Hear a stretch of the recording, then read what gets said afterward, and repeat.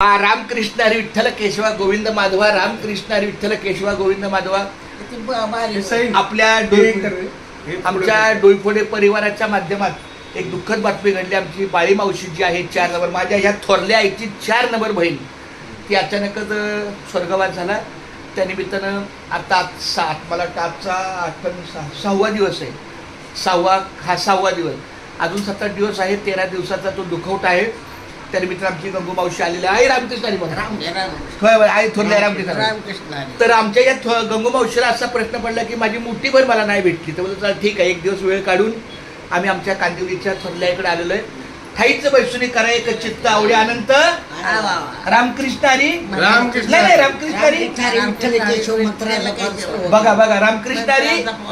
हा, याहून असता आणि कसं साधन आणि तुका म्हणे सोपे आणि शहाणा तो धनी, म्हणून शहाणं व्हायचं. आपण या वयात पण शहाणं व्हायचं असतं. रामकृष्ण हरी. खूप आमचे बंधू, आमच्या काल आम्हाला उशीर झाला यायला, पण हरकत नाही. रामकृष्ण माझा.